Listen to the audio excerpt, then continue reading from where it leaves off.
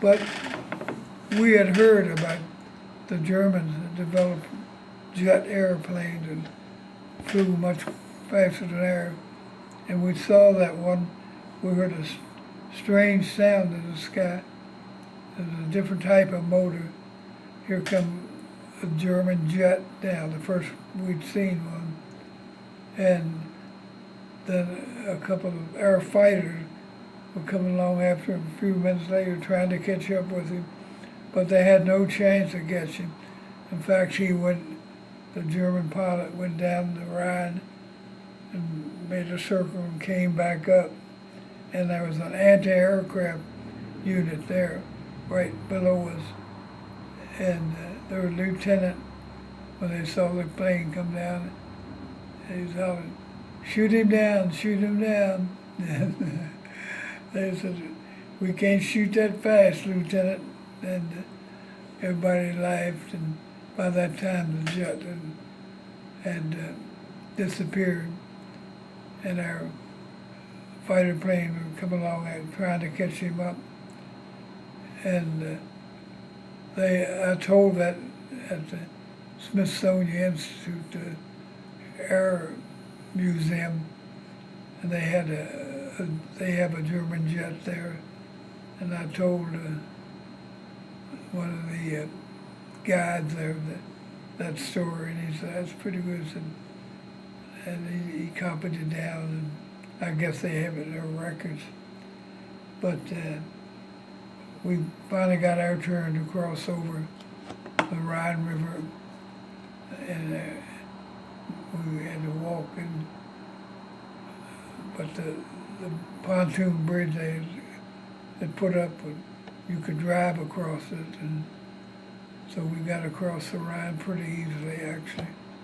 It was near Frankfurt, Germany. We could see that big city was bombed pretty badly, and it was in a state of being burned. But we circled around that and went deeper into Germany. And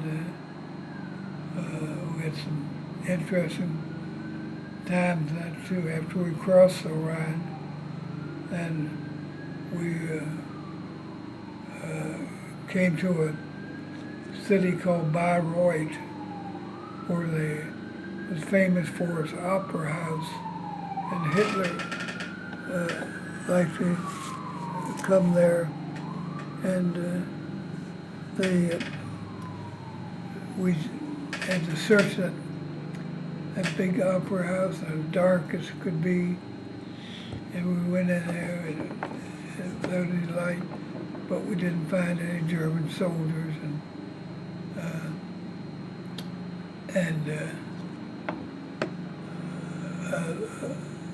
eventually, in fact, one day we'd stopped to rest in Bayreuth because we'd been going pretty hard, and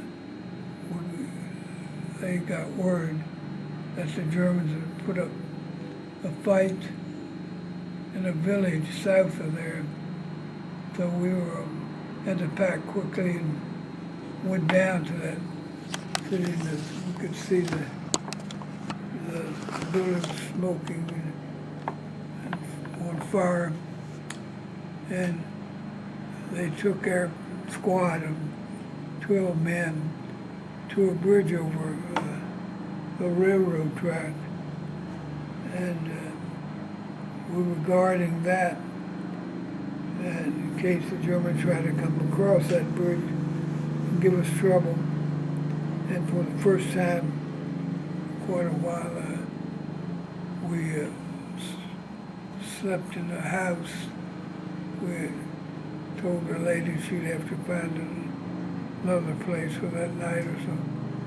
And but the next morning we went out and we heard tanks coming up a road, and it was our company commander and Captain Johnson, and he was up on top of the tank, looked like Napoleon or something, and he stopped the two tanks right in front of our foxholes and said, I need 8 volunteers.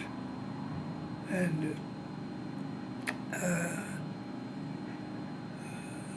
So that was just about our whole squad, but we jumped up on the tanks and went across that bridge. And a big open field, about 800 yards, and it went upwards. And then there were woods there. And we got Captain Johnson didn't tell us what we were supposed to do, but we got there, and all of a sudden a machine gun fire broke out, and we could tell it was a German machine gun. And they were up in that woods and firing right down on it. And we suffered a number of injuries and deaths. In fact, on our tank, the 2 men on our left, they were killed, and the one on the right of me was hit, but the other one, American soldier, a squad member, was not hit, and I wasn't either, although a bullet went through I didn't know it until later, went through my combat jacket, and I leaned back to look, see where the fire was coming from, or that bullet would have gone through me, but it hit the man next to me on the left and the one on the right too. And then we got off the tanks, and Captain Johnson was in a tank to the right of us. I can remember this as clear as it was yesterday. And he said, Private Leake, he named the other soldier, I can't think of it right now, but he says, go and see if you can find those men. I said, what men are those, Captain? That was up to then, he didn't tell us why they had the tanks, but they had 2 or 3 men who were out, and they opened that field, and machine guns had opened on them. I think it killed one of them, and wounded one. But, so we went crawling in front of our tank, and about that time it fired, and it was right over top of us a few feet, and that flame came back on us, and we wondered what we gotten into. But the other soldier, he wouldn't move. He said he wouldn't go any farther. And I went out about 50 yards, crawling most of the time, and I couldn't see anything. And it turned out that those men that had been fired on that we were going to rescue, they were back in their line before that. So Captain Johnson, he didn't lead us. He jumped off his tank and hid on the other side. And so he didn't deserve a medal, that's for sure. But after that, we kept on the move pretty good and had trouble. And sometimes the Germans would stop and put up opposition and then move on back. It was obvious that the war couldn't last much longer. And they came to me one day. We were in the deep woods, and our company got separated from the other company, and our company commander said, Private Leake, you take so-and-so and see if you can locate the other company. And so I started, we started in that direction, and then we got separated too. And I was keeping on moving in that direction. And once again, I heard a couple of shots. I could tell it was from an American rifle. And I went about 50 yards more, and then I saw two German soldiers with a machine gun that had been shot and killed. And there was a hill up behind them, and all this was in the woods. And I finally caught the other company. They'd heard that shooting too, but I told them where our company was, so we both moved closer together and proceeded through the woods. But whoever had shot down at the Germans probably saved my life then too, because I've been walking right in front of that machine gun. And so I had a lot of close calls. But someone told me afterwards that there was an all-American football player, an officer, who was with the artillery, air artillery, and he carried a carbine as a smaller American rifle. And I put two and two together, and I bet there was a hill right behind where those Germans had the machine gun. And that lieutenant had come up behind them and shot down on them. That's what I'm pretty sure of. But that lieutenant had been an All-American football player for Auburn University. And I called a couple of times, tried to locate him, but I couldn't. But he probably saved my life, actually, by shooting those two machine gunners. But we finally got out of the woods, and we were right on the edge of the woods, and we saw one of their new German tanks, great big one, and had a big gun, and we go, oh, here's trouble. We were up looking down at him, and all of a sudden it stopped, and the men in there got out, the Germans did, and started moving away from us. So we thought that probably it had run out of gas and could no longer be of use. But so we had a lot of close scrapes, and eventually we crossed into Austria, which was right south of Germany, and fought on the side of the Germans. And we came into a concentration camp there. And we started to see these real thin, emaciated men. And we were on trucks then, and we threw our rations down to them. And they were so weak that they reached to pick them up. Most of them fell flat on their face, and maybe some of them died from weakness. But we went a little further, and we stopped and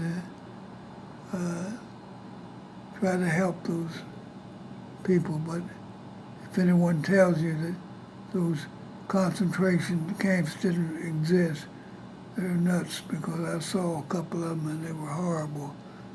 And they worked some of those people to death. And sometimes they'd find one of those camps, and then in a town nearby, they would bring the residents out to look at what they were like, and they said they didn't know they existed, and you had trouble believing that, because if you didn't see them, you could smell them. They were horrible. But shortly thereafter, we came to a river, small river, and from time to time we'd hear some German firing, and we were told that the war was over, the Germans had surrendered. But that afternoon we heard German machine guns. We looked at each other, and in fact our lieutenant that morning had come and told us to relax, boys, the war's over, Germans have surrendered. But we heard, then an hour later or so, we heard these obviously German weapons. We could recognize them. And what it was, that the Russians had caught them, and they were there on this river on one side and the Russians behind it. And they didn't want to surrender to the Russians. They knew that they'd get horrible treatment from them. But they did get word to us that they would surrender to us. So that about half an hour after the lieutenant told us to relax, he came back and said, "Get your weapon, boys. We've got to go down the river." So we went down and we saw what was happening. We told all the Germans to come over to our side of the river and to take the rifles and machine guns, and we had a big pile of them. And I got a good Luger that time, one of those pistols, and which I brought home a year or so later from Germany. But we took all those German soldiers and we built a kind of a stockade. We just put thin wire all over across, a big circle. And the Germans, they had enough. They didn't want to cause any trouble. That's why we heard them shooting at the Russians, but were eager to surrender to us because they knew that the Russians would treat them just as rough as they treated the Russians. So, and it took us, a couple of weeks to go through and pick out ones that shouldn't have been released, like the SS and so forth. But the others, we just told them, go home the best way you can. And I can still see some of them pretty happy that the war was over, but they were pretty worn out themselves. And I was wondering how many of them got back to their homes in Germany. So it was some pretty sad scenes, actually. But I got to meet an Austrian family with a very pretty daughter, Trauti, and we had a lot of good, clean fun. She was could speak very good English, and but finally, after a couple of weeks, they called us back to Germany, and initially told us that they were going to send us to Japan to fight for them, but that never happened. We just stayed there in the Army of Occupation for over a year. And we made friends with a lot of Germans, and it was hard to find one that would admit that he'd been a Nazi. But the Germans went some high times under Hitler, but they had some low times too. And before the war ended. But I've been back to Germany a number of times. It's a beautiful, fascinating country, but things are much better for them now than had been in the past. But eventually we had some interesting experiences. They moved our battalion to a place called Garmisch-Partenkirchen, which is down in southern Germany, and they held the 1936 Winter Olympics there. And the highest mountain in Germany is the Zugspitze, and they have a train that goes up to the top of it. And the last half mile or so you go underground. You come out in this beautiful lobby, and we could go up there free, and they had ski schools, and that was a wonderful place. But I was very happy that they put us in a hotel, and they had the staff that would take care of us and do our cooking. So we lived it up for a few months, but I had taken typing in high school, and had that in my records. So they told me I was to get in line to become a sergeant, but they told me to go to about 40 miles. There were the camp with the displaced Polish people who had been brought to Germany after Germans had defeated Poland, and many of them died, worked them to death. But they knew that the Russians had taken over Poland after the war, and they didn't want to go back to Poland while the Russians were in control. And I've met a few Polish people in this country who were in that situation.